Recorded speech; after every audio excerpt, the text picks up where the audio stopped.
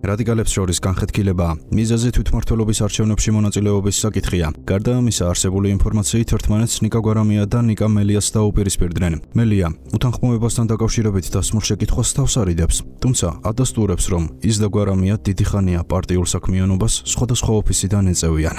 არ არის სამწუხაროდ ისეთი ერთი ოფისი, სადაც ყველანი ვეტევით. სვენია, რომ ნიკა არ ელაპარაკება ნიკასა და ნიკას შორის ჩვეულებრივი მეგობრული თანამებრძოლური ურთიერთობა გვაქვს. დაპირისპირებას ვერ დავარქმევდით, ჩვენ გვესმის ზოგიერთი პარტიის მხრიდან არამკაფიო განმარტება და პოზიცია იმასთან დაკავშირებით მიიღებენ თუ არა მონაწილეობას ლეგიტიმაციის მიმნიჭებელი რეჟიმისთვის, როდესაც ჩვენ მათ არჩევნებში იღებ მონაწილეობას. ადამიანები ვერ იტანენ ერთმანეთს, ატანა არა აქვთ. მაგრამ უნდა იყვნენ გაერთიანებულები სხვადასხვა პარტიული ნიშნებით, მხოლოდ იმიტომ, რომ ასეთი არის მათი პატრონის დავალება და მათ პატრონს გონია, რომ თუ დაგსაქსავს ნაცებს სხვადასხვა პარტიაში და შემდეგ შეეცდება, რომ განსაკუთრებით ახალგაზრდები მოაწყოს, რომ კოალიციური მმართველობის შესაძლებელია, რომ კოლექტიური ნაცები მოვიდნენ ხელისუფლებაში, ამით თავის მავნებელ მიზანს მიაღწევს. ნაცი ხელისუფლებაში ვერასდროს ვერ დაბრუნდება, იმიტომ რომ ასეთია მისი უპირობლესობა ქართული ხალხის გადაწყვეტილება.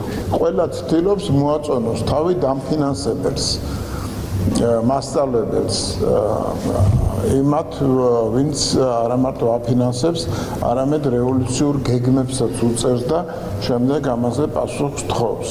და ყველა ცდილობს თავი წარმოაჩინოს როგორც უფრო ხისტი, როგორც უფრო მეტი ძალის დამანგრეველი ძალის მქონე.